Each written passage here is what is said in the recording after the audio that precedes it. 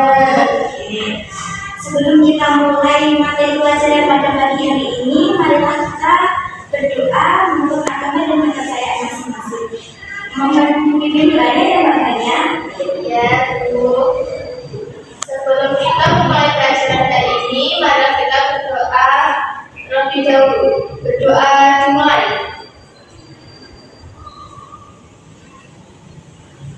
Doa selesai.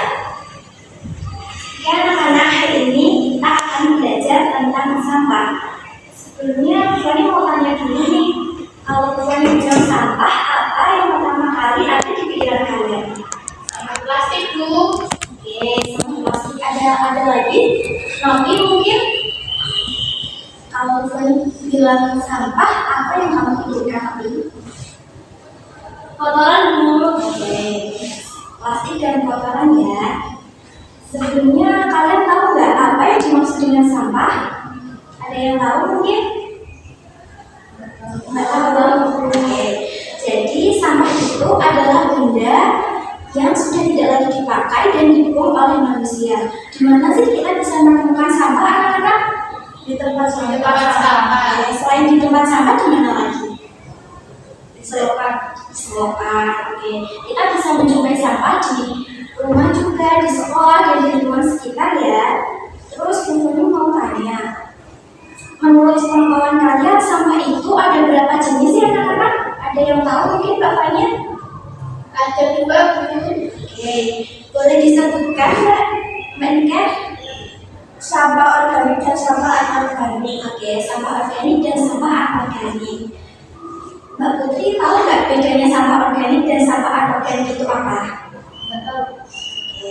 Sampah organik itu adalah sampah yang berasal dari makhluk hidup dan mudah untuk terurai. Misalnya seperti apa ya? Ada yang tahu? Oke, ini ya, Bu Fani mau memberikan diskusi kelompok kecil ya. Bu Fani mau membagi 2 kelompok, Mbak Fania dan Mbak Putri menyebutkan contoh-contoh dari sampah organik. Lalu kemudian Mbak Nika, Mbak Novi, dan juga Mbak Kasma tolong sebutkan contoh-contoh sampah anorganik ya. Ya, Bu. Fani mau masing-masing kelompok memberikan 3 saja. Oke. Tadi kalau kita ngomong soal sampah organik, itu adalah sampah yang mudah terurai dan berasal dari makhluk hidup. Terus kemudian apa sih sampah anorganik? Kalau sampah anorganik itu merupakan sampah yang berasal dari bahan buatan manusia dan sulit untuk terurai. Sekarang Bu Fani mau kalian berdiskusi dulu ya. Silakan. Oke, gimana anak-anak? Sudah? Sudah. Artinya Mbak Fani masih berdiskusi.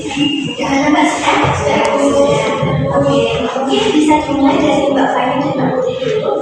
Boleh disebutkan macam-macam sampah organik? Ada misal kotoran hewan, itu biasanya kan digunakan untuk pupuk. Ya, betul sekali. Terus ada dari buah-buahan. Ya, betul. Ada lagi Mbak Putri? Terus daun. Ya. Kemudian oke. Ada lagi? Kemudian dari Mbak Nika, Mbak Novi dan juga Mbak Kasma boleh disebutkan macam-macam sampah anorganik. Plastik, bumi, kemudian kaleng, terus kaca, kemudian styrofoam. Ada lagi nggak? Contoh lain mungkin logam. Terus, jadi itu tadi macam-macam sampah organik dan sampah anorganik ya anak-anak. Kemudian sekarang Fani mau tanya, ini apa? Kertas ini masuk ke dalam sampah organik atau sampah anorganik? Organik. Organik. Alasannya kenapa?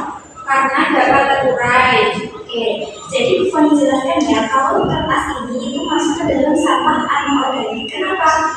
Karena kertas ini membutuhkan waktu untuk bisa hancur ataupun terurai. Jadi dia masuknya sampah anorganik. Kemudian ada lagi kardus, itu juga termasuk sampah anorganik karena dia butuh waktu dan juga membutuhkan proses untuk hancur.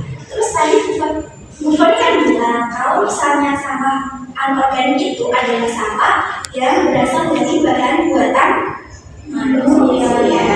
Nah, kertas, kardus, styrofoam itu kan berasal dari bahan buatan manusia ya. Tapi dia masuk ke dalam golongan sampah organik. Nah, sekarang Bu Foni mau tanya, sampah organik itu kan tadi apa? Sulit terurai ya. Terus kalau misalnya sulit terurai itu biasanya menyebabkan apa? Menumpuk dan menyebabkan banjir. Terus supaya sampah nggak menumpuk, lingkungan nggak kotor, itu apa yang bisa kita lakukan supaya mengurangi penumpukan sampah tersebut? Ada yang tahu juga apa ya?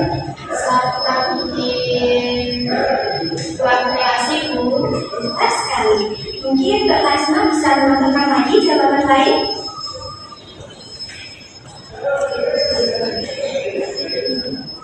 Nggak tahu. Oke. Baiklah, kalau gitu untuk mengurangi sampah supaya nggak numpuk, kita bisa membuang sampah pada tempatnya. Kemudian kita bisa mendaur ulang sampah seperti yang dijelaskan sama Mbak Fanya tadi ya. Kemudian kita juga bisa mengurangi penggunaan sampah plastik. Nah, dengan begitu kita bisa mengurangi penumpukan sampah. Di sisi lain kita juga bisa membuat lingkungan jadi bersih dan bersih. Oke, anak-anak, mungkin ada yang mau ditanyakan tentang materi hari ini? Tidak, Bu. Mungkin cukup sekian yang dapat Bu Foni sampaikan. Apabila ada kekurangan, Bu Foni mohon maaf ya.